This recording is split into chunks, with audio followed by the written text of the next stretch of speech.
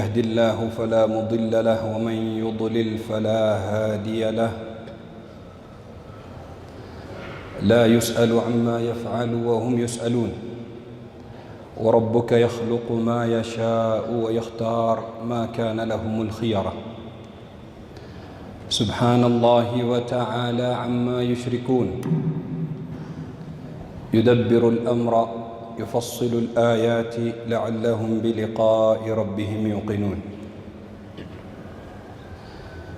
وأشهد أن سيدنا وحبيبنا ونبينا وعظيمنا ومصطفانا وقدوتنا محمدًا عبده ورسوله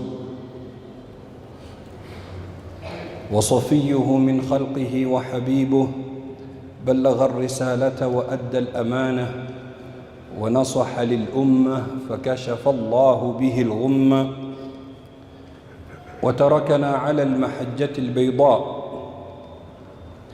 ليلها كنهارها لا يزيغ عنها إلا هالك ولا يتنكبها إلا فاسق. فاللهم صل وسلم وزد وبارك وتكرم وتحنن عليه وعلى آله وأصحابه ومن تبعهم بإحسان إلى يوم الدين. وبعد أحبتي في الله، أوصيكم وأوصي نفسي المذنبة بتقوى الله. بعدكم شكور الحق سبحانه وتعالى na kumtakia rahma na amani kipenzi chake na kipenzi chetu Bwana Mtume Muhammad sallallahu alayhi wa ala alihi wa sahbihi wa sallam. Kwa mara nyingine tumshukuru al-Haq subhanahu wa ta'ala kutuwezesha kulipata Jumaa hili la leo. Tumuomba tutakabalia ibada kama hii na saira al-ibadat, innahu waliyu dhalika wal qadiru alayhi. Ahibati fillah, anapokea al-Imam Abu Daud katika sunan yake na vile vile al-Imam Ibn Hibban katika sahihi yake na al-Imam al-Hakim an-Naisaburi katika al-Mustadrak ala as-Sahihain kutoka kwa sahaba Uqba ibn Amir radiyallahu anhu kwa Mtume sallallahu alayhi wasallam amesema, khairun nikahi aisaruhu, nikaha iliyokuwa bora ni ile ambayo kwamba ni nyepesi zaidi na sahali zaidi. Al-Haq subhanahu wa ta'ala amemuumba mwanadamu katika jinsia mbili tofauti, ya kiume na ya kike, na kajalia ghariza na shahwa kwa kila mmoja kati ya jinsia mbili hizi, ambayo kwamba haiwezi kutimia kwa mwanamume mpaka ampate mwendani wake jinsia ya kike, na vile vile kwa mwanamke mpaka ampate mwanamume.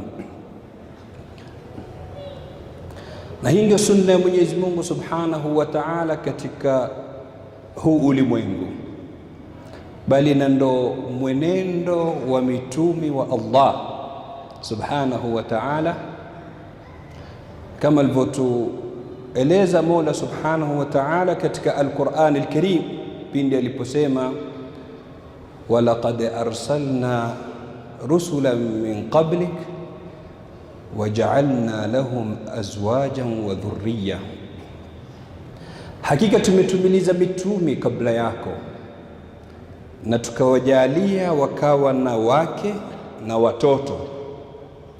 Kwa hivyo mitume wa Mwenyezi Mungu Subhanahu wa Ta'ala walioa, na kwa sababu Mwenyezi Mungu Subhanahu wa Ta'ala amejalia ndoa iwe sababu ya kudumu kizazi cha wanadamu katika ulimwengu, vile vile wakaruzukiwa watoto mitume wa Mwenyezi Mungu Subhanahu wa Ta'ala. Na kwa sababu ghariza hii isipopata kuelekezwa katika njia ya sawa ya halali, moja kwa moja huelekezwa katika njia ya haramu ya makosa. Ndio maana Mola Subhanahu wa Ta'ala akasisitiza katika kuingia katika nikah na kuozesha wanaotaka ama waliofikia kuoa na kuolewa, akatwambia katika kitabu chake, wa ankihul ayama minkum was-salihina min ibadikum wa nisaikum ila akhir al-aya. Waozesheni al-ayama. Al-ayama ni wingi wa neno ayyim, na ayyim kama wanavyotuambia maulama ni yule ambaye kwamba hajaingia katika ndoa, yani ni mwanamume ambaye kwamba hana mke na mwanamke ambaye kwamba hana mume. Hawa ndo wanaitwa ayama. Mola atuambia waozesheni, fi'li amri, amri kutoka kwa Mola Subhanahu wa Ta'ala, waozesheni. Kwa nini? Kwa sababu kwa kupitia kuozeshwa hawa ambao kwamba hawajaingia katika ndoa ndo utahifadhika mujtama na utasalimika kutokamana na machafu na utabakia katika tahara. Na likikosekana hilo, kutaenea fahisha, kutaenea radhila, kutaenea machafu ambayo kwamba yatasababisha laana ya Mola Subhanahu wa Ta'ala, yatapelekea katika kupatikana watoto wa nje ya ndoa na kukithiri, kutapelekea katika kupatikana maradhi ambayo kwamba tulikuwa hatujawahi kuyasikia kabla ya hapo, kama ilivyokuja katika hadithi ya Mtume sallallahu alayhi wasallama iliyopokewa na Ash-Shaykhan kutoka kwa Abdullah ibn Umar, asema Mtume sallallahu alayhi wasallama, walam tadhhari al-fahishatu fi qaumin qat hatta yu'linu biha illa fasha fihim at-ta'un wal awja'u allati lam takun fi aslafihim alladhina madaw. Na hakujaenea al-fahisha, uchafu kwa watu, si kuyafanya peke yake, la, hatta yu'linu biha, mpaka wakayatangaza. Ikawa mtu anajifakhiri amefanya uchafu jana, leo anakuja kujigamba maskani mbele ya wenzake, ama anakuja kujianika katika mitandao ya kijamii kutangaza fahisha aliyoifanya. Mtume asema hakutafikiwa katika hali hiyo illa fasha fihim at-ta'un, isipokuwa kutaenea maradhi ambayo kwamba hayakuwepo kwa wale ambao kwamba walikuwa kabla yao. Na kila siku tunajisikilia hapa maradhi mapya ambayo kwamba yanazuka, ni kwa sababu ya intishari al-fahisha. Kwa Mola Subhanahu wa Ta'ala kahimiza hili. Lakini vile vile Mtume sallallahu alayhi wasallam katika hadithi ya Sayyidina Abdullah ibn Mas'ud iliyopokewa na Ash-Shaykhan, al-Imam al-Bukhari katika sahihi yake na vile vile al-Imam Muslim katika sahihi yake, anasema Mtume sallallahu alayhi wasallama, ya ma'shara ash-shabab man istata'a minkum al-ba'ata falyatazawwaj. Enyi vijana, yule ambaye kwamba ana uwezo basi aoe. Kwa nini ya Rasulullah? Fa innahu aghaddu lilbasar wa ahsanu lilfarj. Inampelekea mtu kufumba macho yake, yani kutoangalia haramu, lakini vile vile kuihifadhi tupu yake isiende kuingia katika haramu. Jiulize, maneno haya yamesemwa na nani, kuambiwa nani, katika bia na mazingara yapi? Anayeambiwa maneno kama haya ni Abdullah ibn Mas'ud, katika masahaba wakubwa wa Mtume sallallahu alaihi wasallam, katika zama bora zaidi za Mtume sallallahu alaihi wasallam, katika mazingira yaliokuwa bora zaidi ambayo kwamba ni mazingira ya Madina ya Mtume sallallahu alaihi wasallam. Lakini Mtume anamwambia, enyi mashababu, oweni kwa yule ambaye kwamba atakuwa na uwezo, kwa sababu inampelekea kufumba macho na kuhifadhi tupu yake. Mazingira ya Madina hayakuwa na wanawake wanaotembea vitovu wazi kama mazingira yetu ya leo. Hayakuwa na wanawake wanaotembea nusu kifua wazi wala mapaja wazi kama ilivyokuwa hali yetu leo.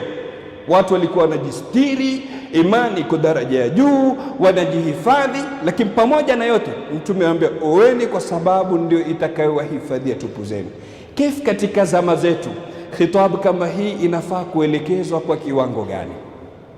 Kwa hivyo Allah subhanahu wa ta'ala kahimiza na akaamrisha, lakini vile vile Mtume sallallahu alayhi wasallam akaamrisha na akahimiza kwa ajili ya kuhifadhi umma kutoingia katika machafu. La kusikitisha ni kwa sisi katika zama ambazo kwamba tupo ndani yake, kumekuwa na uzufu ama zuhudi kwa ndoa. Yani wengi katika vijana, wengine wanakaribia miaka 30, wengine washavuka miaka 30, lakini unaona mtu bado anajishauri katika swala la ndoa, swala ambalo kwamba ni fitra, ni maumbile, lakini mtu bado anajishauri nioe nisioe. Yani kama mtu kusema nile ama nisile, swala la fitra, maumbile ya Mola subhanahu wa ta'ala. Lakini mpaka kufikia hapo kumekuwa na sababu nyingi ambazo kwamba zimechangia. Jambo la kwanza, mitizamo ya kimakosa katika swala la ndoa ambayo kwamba wanaipata vijana, na haswa katika mitandao ya kijamii, lakini na picha ambazo kwamba zinaonekana katika baadhi ya majumba kwenye jamii yetu zinazowathibitishia lile ambalo kwamba wanalisikia katika mitandao ya kijamii, kwa kule kuolewa ni kuteswa, kuoa ni kuishi katika dhiki. Sasa akimwangalia dadake ambaye kwamba ameolewa mwezi mmoja tukisha karudishwa nyumbani, lakini na yule mwingine amekwenda kapigwa mpaka kafurishwa uso, na yule mwingine amekwenda mpaka kafika katika kuuliwa ama kujitoa roho, anasadiki yale madai yanayosikia katika mitandao ya kijamii kuwa huku ni dhiki tupu. Kwa hivyo nampelekea kujivuta nyuma na kurefusha muda wa kuingia katika zawaji.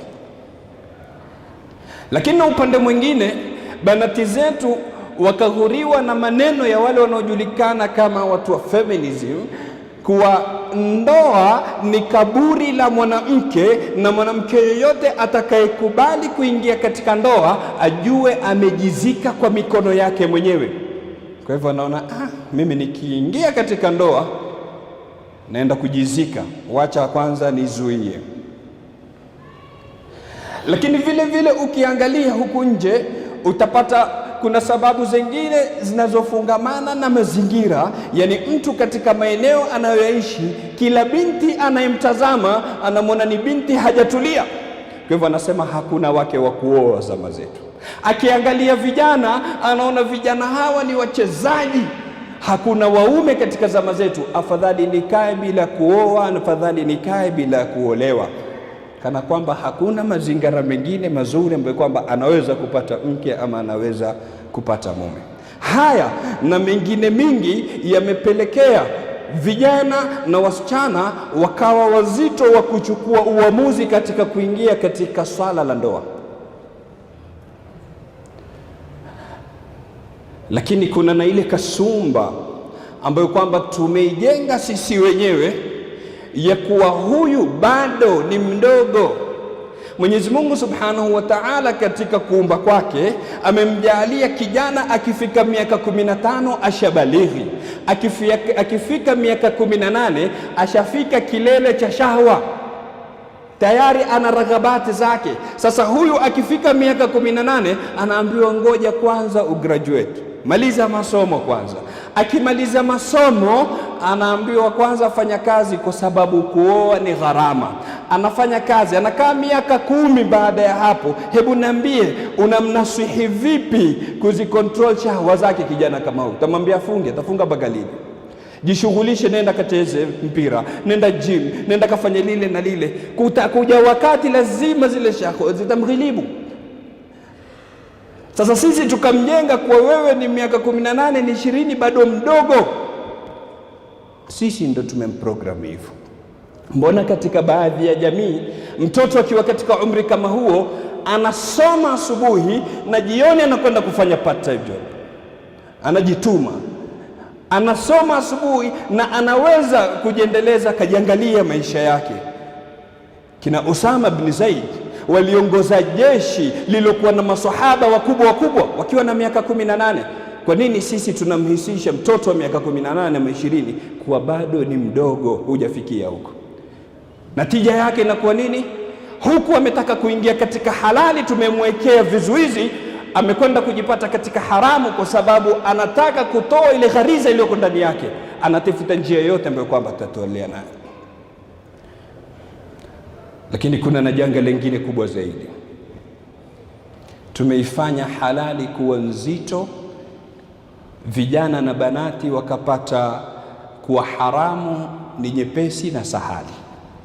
Mola Subhanahu wa Ta'ala anatuhimiza tuwaozeshe, anatuhimiza wa ankihul ayama minkum, lakini Mtume sallallahu alayhi wasallam vile vile anatuhimiza tuwafanyie wepesi hawa swala la ndoa, akisema idha atakum man tardawna dinahu, na katika riwaya idha khataba ilaykum man tardawna dinahu wa khuluquhu fazawwijuhu. Hadithi imepokewa na al-Imam at-Tirmidhi. Atakayewajilieni nyinyi akaleta posa kutoka kwenu na mnaridhia dini yake na tabia zake, akhlaki zake, fazawwijuhu, muozesheni. Hii ni amri kutoka kwa Mtume ya kufanyia yusr ama kufanya wepesi katika swala la ndoa. Sisi tunaangalia haya mawili. Sisi anayekuja tunamwangalia kwanza ana kazi gani, anatoka katika familia ipi, anamiliki gari ama la, anaishi mtaa upi. Hizi ndio mizani ambazo kwamba tunazozitumia sisi. Kwa hivyo anaweza kuja kijana ambaye kwamba ana dini na akhlaki na akarudishwa kwa hoja kuwa hana uwezo.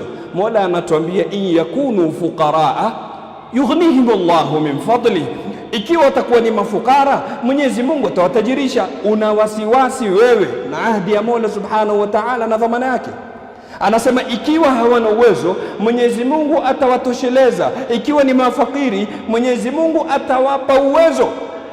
Mpaka baadhi ya salafu walikuwa wakishangaa wakisema ajaban liman yabhathu anil ghina fi ghairi zawaj. Tunamshangaa mtu ambaye kwamba anatafuta utajiri katika njia nyingine sio kuwa ya ndoa.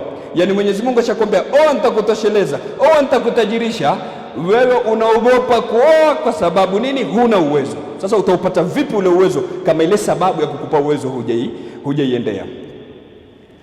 Yakunu fuqara yughnihimullahu min fadli.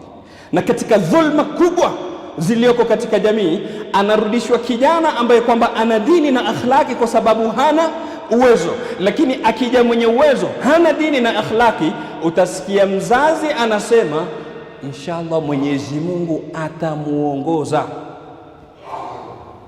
Mbona alipokuja huyu wa kwanza hukusema inshallah Mwenyezi Mungu atamtajirisha, atampa uwezo? Ama una wasiwasi na Mwenyezi Mungu kufungulia milango ya riziki huku, lakini kule huna wasiwasi? Kwa hivyo tueni makini katika swala hili. Mtume amehimiza kufanya wepesi, fazawwijuhu, kisha akatutahadharisha akatuambia man atakum man tardawna dinahu wa zawwijuhu wa khuluquhu fazawwijuhu in lam taf'alu, ikiwa hamutafanya hilo kutatokea nini ya Rasulullah? Asema takum fitnatun fil ardi wa fasadun kabir, na katika riwaya fasadun arid. Ikiwa hamkulifanya hilo kutakuwa fitna tu katika ardhi na ufisadi uliokuwa mkubwa. Na amna pale kulipokuwa na uzito katika kufanya wepesi swala la ndoa, kumeenea uchafu mpaka imefika kiwango katika baadhi ya jamii zetu wenyewe sisi, mtu haolewi mpaka pale anapokuwa ashazaa mtoto mmoja ama wawili nje ya ndoa. Watu washafanya fahisha, washavuruga ansab na saba, washazichanganya, washazaa watoto nje ya ndoa, ndo kunakuja kisha kunafanywa nini? In lam taf'alu takum fitnatun fil ardi wa fasadun kabir. Na kwa nini kusiwe na fitna? Na fitna zimewazunguka vijana wetu katika kila kona, ndani ya majumba, kwenye screen, kila anachokiona kinamshawishi na kumwinua shahwa yake. Katika studies zilizofanywa kuhusu filamu zinazotazamwa, kumesomwa filamu 500 peke yake. Wakasema wasomi, 70% katika yanaonyeshwa katika filamu kama hizi yanaamsha shahwa, yanafundisha watu wizi na yanawafundisha watu jambazi. 70%, 70%. Hiyo ni idadi kubwa sana, ama ni nambari kubwa sana. Sasa yule kijana ambaye kwamba pale nyumbani katika shasha, katika screen anaona kitu ambacho kwamba kinamwamsha shahawa zake na bado hajaingia katika ndoa, unataka zipeleke wapi? Lakini na kuna hii fitna kubwa zaidi ya simu, shasha nyingine, screen nyingine, kila sampuli ya uchafu uko ndani pale. Na subhanallah, namna watu walivyokuwa mahodari katika kueneza uchafu wao. Hata ukisema utajihifadhi, wewe usiende katika websites, usiende katika channels ambazo kwamba ni chafu, useme kwa mfano utaingia usikilize mawaidha, usikilize nashidi ama kasida, pale pale unaletewa ad, unaletewa advertisement ya mwanamke yuko nusu uchi. La ilaha illallah, mpaka katika kusikiliza mawaidha. Yani unafuatwa huko huko.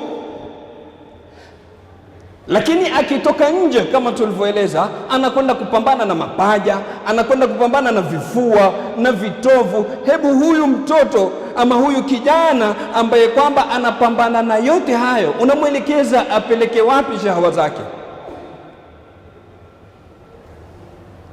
Lakini katika kufanya uzito katika swala ndoa, ni swala la kuweka magharama makubwa. Wazee, muogopeni Mwenyezi Mungu na mufanye wepesi katika swala la mahari. Sayyidatuna Aisha anatuambia katika hadithi iliyopokewa na Imam al-Bukhari, Mtume sallallahu alayhi wasallama, hakuna yote katika wake zake aliowaoa wala banati zake aliowaozesha ambaye kwamba mahari yake ilizidi dirham 500. Leo unashangaa na unashtuka ukija ukisikia mahari zinazoitishwa na zinazotajwa katika nikah. Unasikia mtu anakuambia nimekwenda kuhudhuria katika nikah, mahari iliyotajwa pale ni dola 50,000. Yani kunazungumziwa zaidi ya milioni 6. Mwingine anasema nimekwenda kutaka binti, mahari niloitishwa ni diamond. Huwa ananiambia mimi mwenyewe binafsi, tumewafanya banati zetu kana kwamba ni sila, ni bidhaa tunayuza. Yani mtu anaona nimemlisha miaka yote hiyo, nikamsomesha, nikalipa fees zote hizo, unataka kulipa. Yani umemfanya mtoto wako ni bidhaa katika soko, chochote utakachopewa ndo thamani yake. Sasa kumepatikana ghala fil muhur, na Mtume ametuambia katika hadithi tulioanza nayo, khairun nikahi aisaruhu, na katika riwaya aisaruhunna mu'na aktharuhunna baraka. Wale ambao kwamba mahari yao yatakuwa ni madogo, gharama zao zitakuwa ni ndogo, ndo watakuwa na baraka kubwa. Leo tufanya maharusi kwa mamilioni, kisha baada ya wiki wasikia watu wametalikiana kwa sababu ya kukosa baraka aliyotaja Rasulullah sallallahu alayhi wa ala alihi wa sahbihi wasallam. Kwa hivyo kitu cha kwanza, wazee punguzeni mahari, vijana waoe. Kijana anabaki baada ya ndoa na deni la miaka 10-20 kwa sababu ya magharama yaliyowekwa kwenye mahari na mengine ma anzalallahu biha min sultan. Hizi ada na tamaduni ambazo kwamba tumeziweka mbele yetu, hebu tuziweke chini ya miguu yetu, tuzikanyage. Leo nakwenda huku unaambiwa sijui kuna maziwa ya babu, kule kuna kilemba cha mjomba, kule sijui kuna gora ya leso ya nyanya. Yote haya yanatoka wapi? Kwa nini tutatie uzito katika swala la khair? Na Mtume sallallahu alaihi wasallam anatuamrisha kufanya wepesi. Lakini na hizi ada ambazo kwamba zaibuka kila leo, leo imekuwa baadhi ya watu hata posa hutuba mpaka kukodishwe holi, kualikwe na watu, kufanywe na sherehe, kupikwa na mavyakula. Gharama zote za nini hizi? Na katika bid'a mbovu zilizojitokeza hivi karibuni, wana kitu wamekizua, wanakiita Panadol Party. La ilaha illallah. Panadol Party ya nini tena? Wasema tushacheza harusi siku kadhaa, tumechoka, kwa hivyo tunatafuta painkiller, tunataka watu wa kutumassage, kwa hivyo kunatengezwa ama kunakodishwa holi, kunaalikwa watu, kuna sijui kunaletwa wakandaji, kunaletwa sijui na hizo panadoli na magharama yote haya nini? Kwa nini twazidi kulifanya zito swala hili? Wengine wameleta bid'a ya zawadi. Yani mtu akihudhuria, kama ni mwanamume akitoka kwenye nikaha na mfuko ina kanzu ndani, na kama ni mwanamke akitoka kule katika harusi upande wa wanawake ana abaya katika mfuko. Ya Latif. Kisha baadaye kila mmoja anakuwa anataka kuiga. Kwa nini kina fulani walitoa sisi tusitoe? Kina fulani walifanya, kwa nini sisi tusifanye? Tumefikia kiwango leo harusi inaweza kuchezwa wiki nzima. Gharama zote za nini hizi? Kwa nini tunatia uzito katika swala la halali? Leo nisba ya unusa iko juu sana. Yani watoto wa kike ambao kwamba wamefikia umri mkubwa na bado hawajaolewa ni kwa mamilioni. Yani unaweza kupata katika nchi moja tu, katika nchi za Kiislamu ina mabinti wanaozidi milioni 13 sio wameolewa kawachwa ama mume akafariki, hawajaolewa kabisa. Na ukiziona zile percentage utashika kichwa. Lebanon inaongoza kwa 85% ya mabinti bado hawajaolewa na washafika miaka 35. Hatuzungumziwa 30 wala ya 20.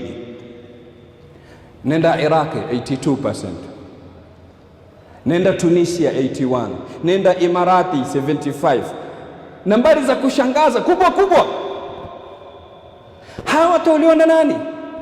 Na mtu anaishi katika hali ngumu, anaathirika katika afya ya akili kwa sababu anakaa katika nyumba, yeye ashavuka miaka 30, mara anasikia uwalishi wa harusi ya mmoja katika marafiki zake. Unadhani atahisi vipi? Kumepita miezi, anasikia kuna mtoto amezaliwa katika familia. Unadhani ile hisia ya umuma ya kutaka kuwa mama ndani mwake atakuwa katika hali gani? Kwa hivyo yanatokea mambo kama haya. Ikifika tarehe yake ya kuzaliwa, anajiona mimi ndo nabaki hapa, nazeeka, naoza, umri unakuwa mkubwa, wenzangu wanaolewa. Mmoja anamhutubu babake, anamwelekea, anamwambia wallahi sitakusamehe na nitakwenda kushtaki mbele ya Allah. Kwa nini? Wanakuja khutab, wanakuja wenye kutaka kuleta posa, anawarudisha kwa sababu zisizokuwa za msingi. Binti yangu anasoma saizi, nenda. Akimaliza kusoma, mwache kwanza afanye kazi, nenda. Wanarudishwa watu, mmoja, wa pili, wa tatu. Binti amefika miaka 30, anakaribia miaka 40. Babake yuko katika sakaratil maut. Amwambie baba, mimi sitakusamehe, nitakwenda kushtaki mbele ya Mola. Rafiki zangu nilosoma nao leo ni mamama na wengine ni mahababa, ni mabibi washajukuu. Mimi niko hapa, umekaa unarudisha watu tu kila saa kwa sababu zisizokuwa na msingi. Sitakusamehe. Wako wapi katika zama zetu mfano wa Said ibn al-Musayyib rahmatullahi alayhi, sayyidu tabi'in, bwana wa tabi'ina? Said ibn al-Musayyib alikuwa na mwanafunzi wake anaitwa Abu Wadaa.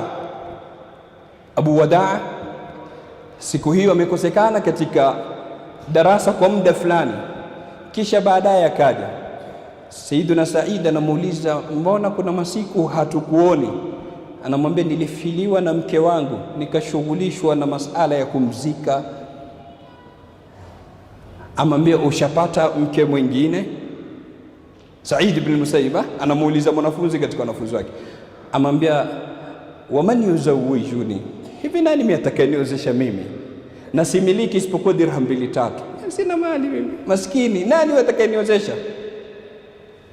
Said ibn al-Musayyib akamwambia mimi nitakuozesha. Akamwozesha binti yake si binti wa kawaida, binti wa mwanachuoni alotoka katika nyumba ya ilmu na ibada na takwa. Mtoto mwenyewe ni msomi wa daraja ya juu, ilmu ya babake yote mwenyewe akisema ilmu Saidin ma'i, ilmu ya Saidin nayo mimi utaipata hapa hapa, tauna haja kwenda katika darasa la Said, takusomesha mimi mwenyewe nyumbani.